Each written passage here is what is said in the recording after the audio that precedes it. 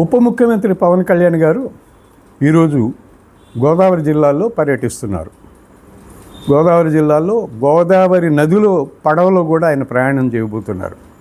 ప్రయాణం చేస్తూ పుష్కర ఘాట్లన్నింటినీ కూడా ఆయన పరిశీలిస్తున్నారు. అంటే వచ్చే ఏడాది గోదావరి పుష్కరాలు జరగబోతున్నాయి కాబట్టి ఈ ఏడాది నుంచే ఏర్పాట్లు ప్రారంభించారు. ప్రభుత్వం కూడా కోట్ల రూపాయల డబ్బులు ఖర్చు పెట్టి ఏర్పాట్లు చేయబోతుంది. అన్ని ఘాట్లని మళ్ళీ రిపేర్లు చేసి అన్ని ఘాట్లలో వచ్చే భక్తులకి సదుపాయాలు ఏర్పాటు చేసే పనిలో పడ్డారు. మంచిదే, స్వాగతిస్తాం. మంత్రులు ఆ మాత్రం పర్యవేక్షణ చేయడం మంచిది. అన్ని ఏర్పాట్లు భక్తులకు అందేలాగా చూసుకోవడానికి కూడా మంచిది. అయితే గత 12 సంవత్సరాల క్రితం గత పుష్కరాల్లో ఏం జరిగింది? ఒక భారీ తొక్కిసలాట జరిగి 31 మంది భక్తులు చనిపోయారు. ఎందుకు తొక్కిసలాట జరిగింది అంటే అప్పటి ముఖ్యమంత్రి, ప్రస్తుత ముఖ్యమంత్రి నారా చంద్రబాబు నాయుడు గారు విఐపి ఘాటుకి వెళ్లకుండా సాధారణ భక్తులు స్నానాలు చేసే ఘాటుకి వెళ్ళి అక్కడ కుటుంబ సమేతంగా నిలబడి సినిమా ప్రొడ్యూసర్లు, కెమెరామ్యాన్లు, డైరెక్టర్లు వీళ్ళందరినీ పెట్టుకొని ఒక షూటింగ్ చేయడానికి ప్రయత్నం చేశారు. ఒక షూటింగ్ చేయడానికి అక్కడ సినిమా డైరెక్టర్లు ఉన్నారు, కెమెరామ్యాన్లు ఉన్నారు, వాళ్ళందరూ ఉన్నారు. జనాన్ని కూడా అటువైపే తరలించారు పోలీసులు. క్రౌడ్ ఎక్కువగా కనపడాలి, ఎక్కువ మంది జనం కనపడాలి వీడియోలలో అని అటు తరలించారు. దాంతో అది తొక్కిసలాట జరిగింది. అసలు ముఖ్యమంత్రి స్నానం చేయాల్సి వస్తే ఎక్కడ చేయాలి? విఐపి ఘాట్లోకి వెళ్ళి చేయాలి. అక్కడ తక్కువ మంది ఉంటారు, భద్రత ఉంటుంది, స్నానం చేసుకోవచ్చు. భక్తులు మిగిలిన వాళ్ళందరూ మామూలు ఘాట్లలో స్నానం చేస్తారు. కానీ ముఖ్యమంత్రి మామూలు భక్తులు స్నానాలు చేసే ఘాట్లోకి ఎందుకు వెళ్ళారు? సినిమా దర్శకులు ఎందుకు వచ్చారు అక్కడికి? సినిమా కెమెరామ్యాన్లు ఎందుకు వచ్చారు? అన్ని కెమెరాలు అక్కడ ఎందుకు పెట్టారు? షూటింగ్ కోసం కదా. ఈ షూటింగ్ ఈ తపన ఈ కోరికతోటే అక్కడ తొక్కిసలాట జరిగింది. 30 మంది చచ్చిపోయారు. ఆ సంఘటన పైన వేసిన ఏకసభ్య కమిషన్ కూడా రిపోర్ట్ ఇచ్చింది. ఏమని?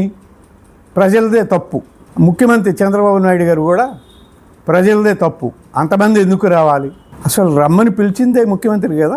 పెద్ద ఎత్తున తరలిరండి, గోదావరి పుష్కరాలకు స్నానాలు ఆచరించి వెళ్ళండి అని చెప్పింది ఎవరు? ఈ టీవీలు, ఈ పేపర్లు, వీటిలో రోజు రాయించింది ఎవరు? పెద్ద పెద్ద ప్రకటనలు ఇచ్చింది ఎవరు? ప్రజలందరినీ గోదావరి పుష్కరాలకి రమ్మని ప్రభుత్వమే కదా, అంటే ముఖ్యమంత్రి కదా. మరి ఆయనే పిలిచి వచ్చి భక్తులు చచ్చిపోతే ఎందుకు వచ్చారు అంతమంది అని అడిగితే దానికి సమాధానం లేదు.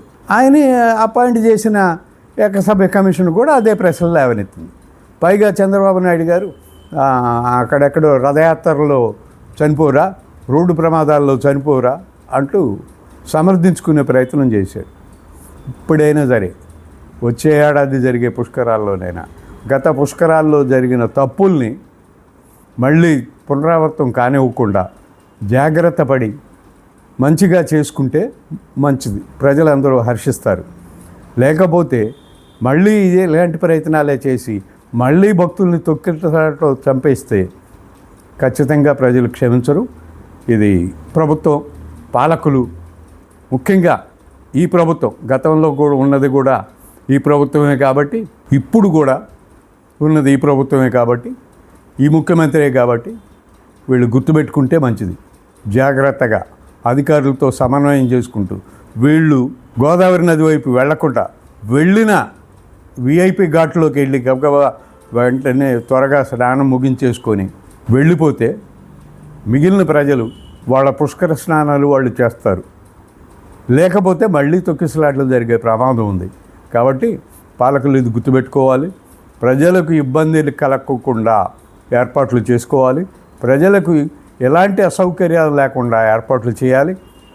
ప్రజలను నియంత్రించే పద్ధతిలో పోలీసులు కూడా జాగ్రత్తలు తీసుకోవాలి.